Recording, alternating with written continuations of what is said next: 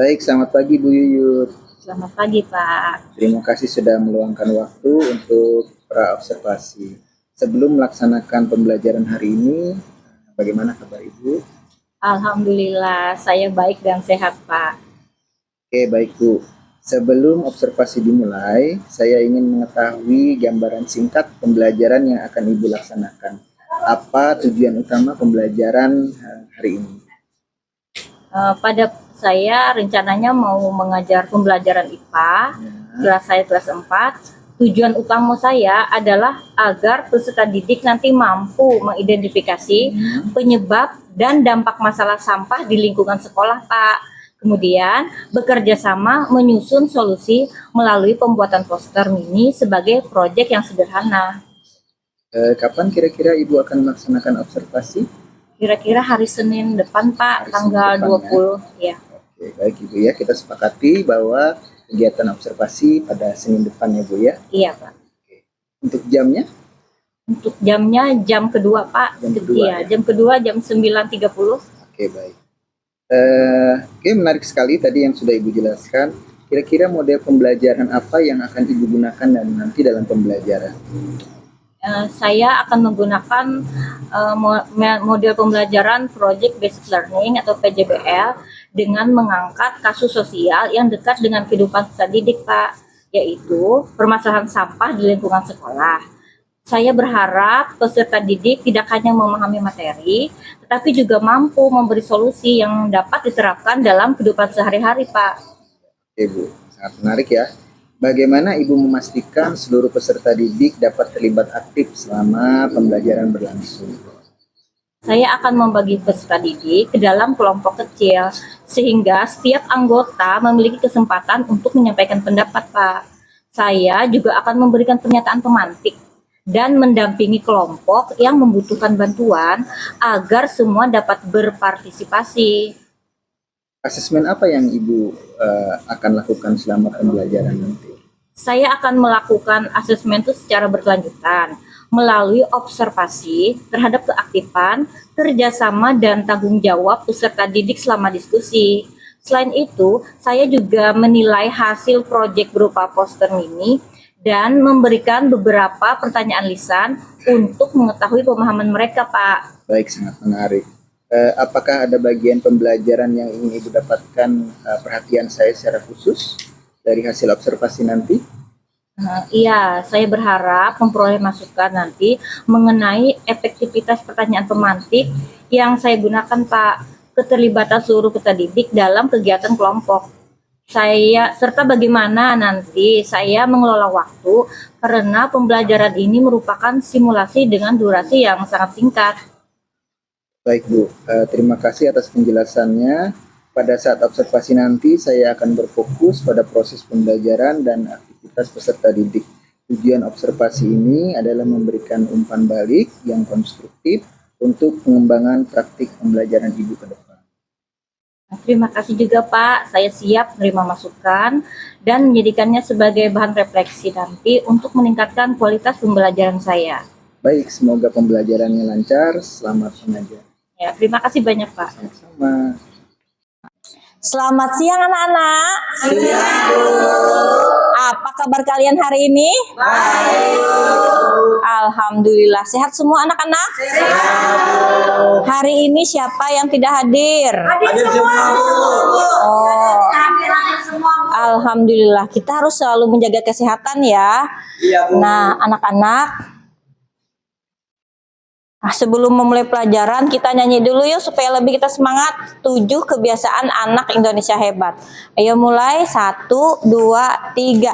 Bangun pagi beribadah olahraga. Gemar belajar makan sehat yang bergizi. Ayo bermasyarakat, tak lupa istirahat. Aku adalah anak Indonesia hebat. Tepuk tangan untuk kita semua. Bagus sekali. Sekarang anak-anak perhatikan gambar di depan. Nah, ini gambar apa yo kira-kira? Sampah, Bu. sampah. Bagaimana perasaan kalian jika halaman sekolah kita itu seperti ini? Jijik, Bu. Jijik, apa? Jijik, jorok. Kemudian ya, apa yang akan terjadi jika kondisi sampah seperti ini kita biarkan begitu saja? Apa yang terjadi? Sakit, Bu.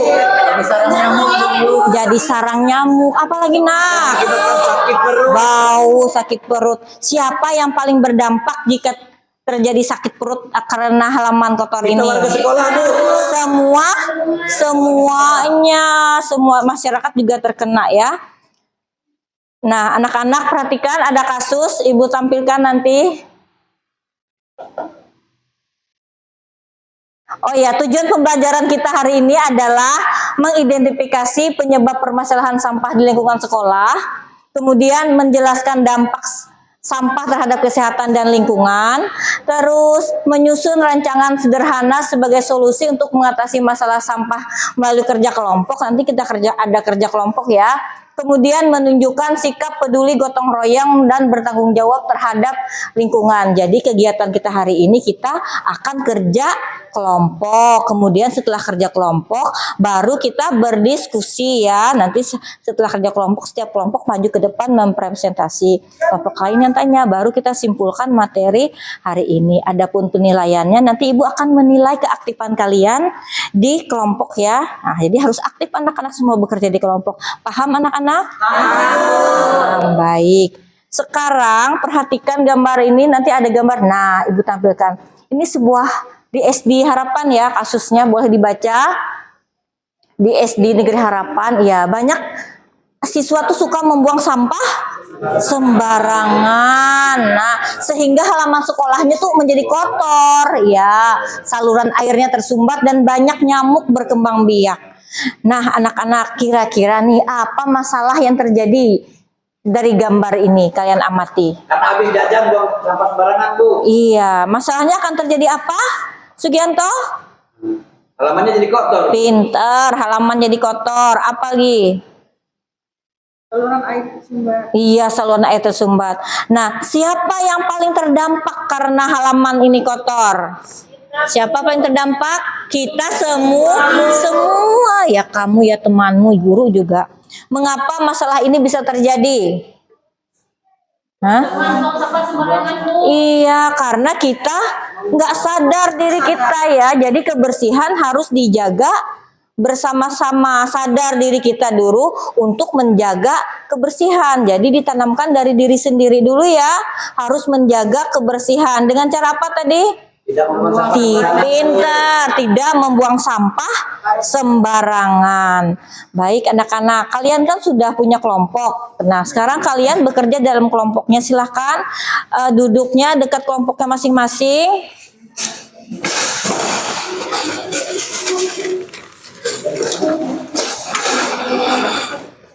Ini kelompok 1. Ya, ini kelompok 2. Sekarang Ibu bagikan lembar kerjanya ya. Ikutin apa yang ada di lembar kerjanya. Setiap anggota kelompok harus aktif ya, mengerjakan tugas dalam kelompok. Nah, kalau ada yang tidak paham tentang pengerjaan tugas-tugasnya, tanya sama Ibu ya. Baik, Bu.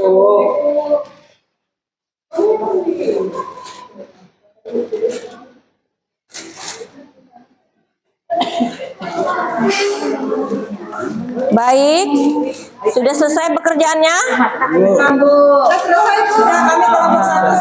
Kelompok 1 sudah selesai. Sedikit dulu.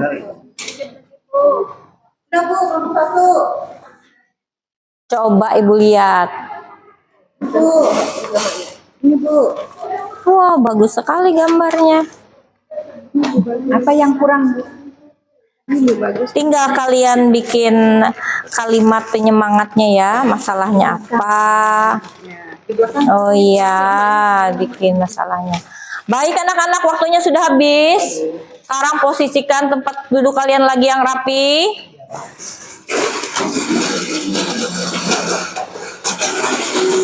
Yang dulu maju adalah kelompok 1. Mana kelompok 1? Dulu maju.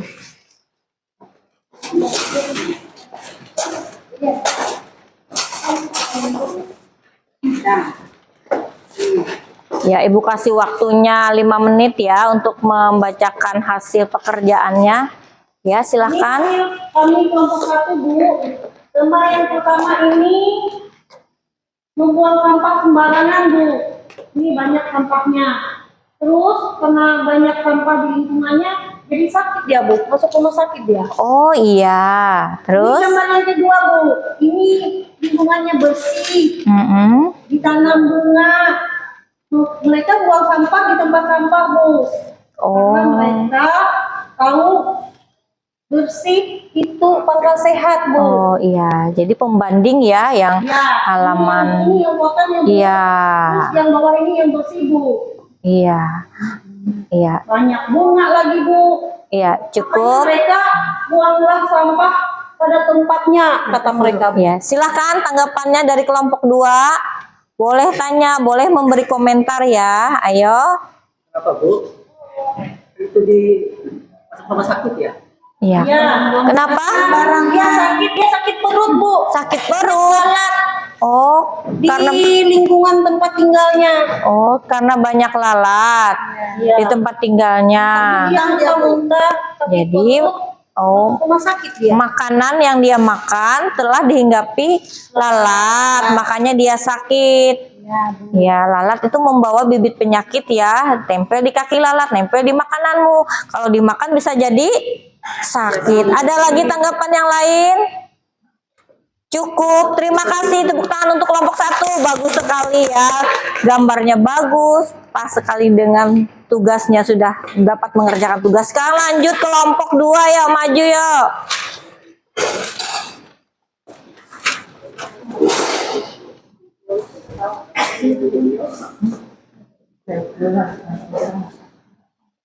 Ya, silahkan nak. Terima kasih teman-teman.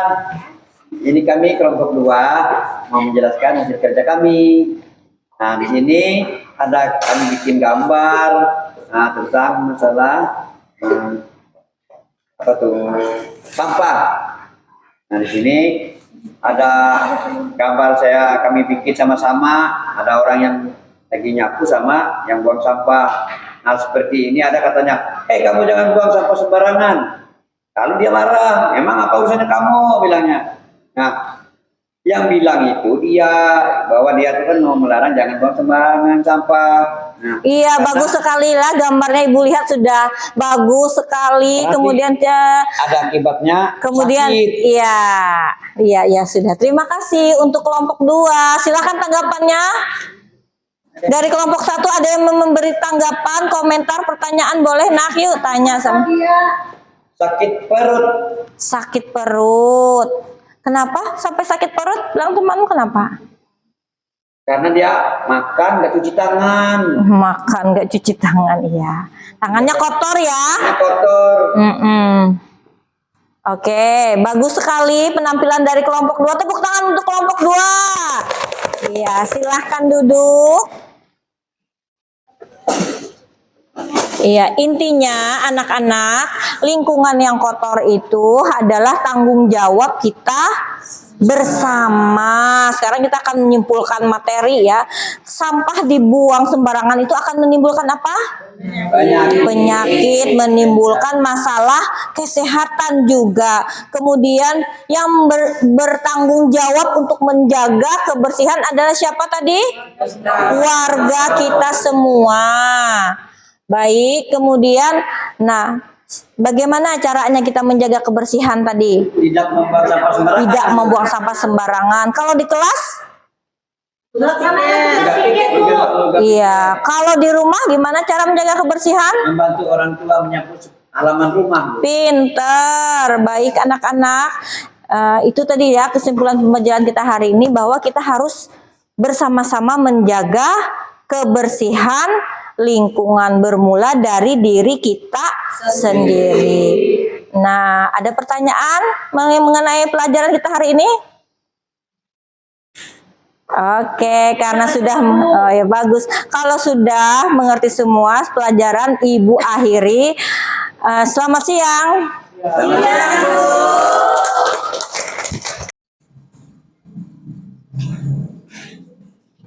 Terima kasih Bu Yuyut atas pembelajaran yang telah dilaksanakan. Sebelum saya menyampaikan hasil pengamatan, saya ingin mendengar refleksi dari Ibu terlebih dahulu. Bagaimana perasaan Ibu setelah selesai mengajar? Terima kasih Pak. Saya merasa senang karena sebagian peserta didik terlihat antusias mengikuti kegiatan. Mereka aktif berdiskusi dan mampu menyampaikan ide saat membuat poster. Namun saya juga merasa pengelolaan waktu masih perlu ditingkatkan agar semua kelompok memiliki kesempatan berpresentasi yang lebih optimal.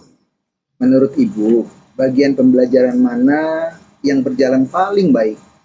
Menurut saya, kegiatan awal berjalan cukup baik. Gambar dan kasus tentang sampah berhasil menarik perhatian peserta didik. Saat diskusi kelompok, mereka juga mampu menghubungkan masalah dengan kondisi di lingkungan sekolah, sehingga pembelajaran terasa lebih bermakna. Betul Bu, saya mengamati hal yang sama. Peserta didik tampak terlibat sejak awal karena masalah yang diangkat dekat dengan kehidupan mereka. Mereka terlihat berani menyampaikan pendapat dan bekerja sama dalam kelompok secara aktif. Itu merupakan kekuatan pembelajaran Ibu. Alhamdulillah, terima kasih atas apresiasinya Pak. Pada saat praobservasi, Ibu berharap memperoleh masukan mengenai pertanyaan pemantik, keterlibatan peserta didik, dan pengelolaan waktu. Setelah mengamati pembelajaran, menurut Ibu, apakah harapan tersebut sudah tercapai? Untuk pertanyaan pemantik, saya merasa cukup berhasil memancing rasa ingin tahu peserta didik. Keterlibatan mereka tuh cukup baik, walaupun masih ada beberapa peserta didik yang perlu lebih banyak didorong untuk menyampaikan pendapat. Untuk pengelolaan waktu, saya merasa belum maksimal, Pak, karena presentasi kelompok berlangsung lebih lama dari yang saya rencanakan. Baik, refleksi Ibu sudah sangat tepat. Saya melihat hampir semua peserta didik terlihat aktif. Ke depan, agar waktu lebih efektif, Ibu dapat membatasi durasi diskusi dan presentasi menggunakan pengingat waktu, misalnya timer. Selain itu, setiap kelompok dapat diminta menyampaikan satu poin utama sehingga semua kelompok tetap mendapat kesempatan untuk berbagi. Baik, Pak, saran tersebut sangat membantu saya. Saya akan mencoba nanti menerapkannya pada pembelajaran berikutnya. Saya juga mengapresiasi cara Ibu memberikan penguatan kepada peserta didik. Bahasa yang digunakan positif dan mampu meningkatkan kepercayaan diri mereka. Hal ini penting untuk menciptakan suasana belajar yang nyaman.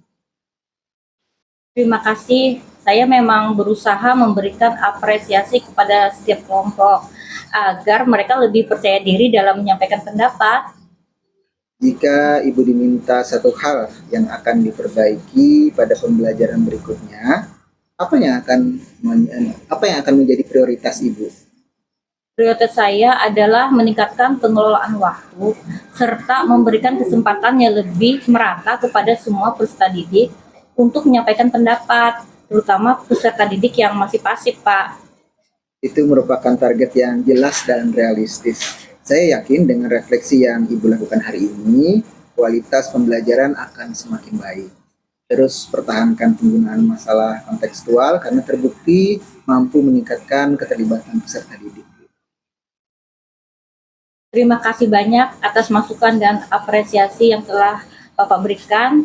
Saya akan menjadikan hasil observasi ini sebagai bahan refleksi untuk memperbaiki pembelajaran berikutnya, Pak.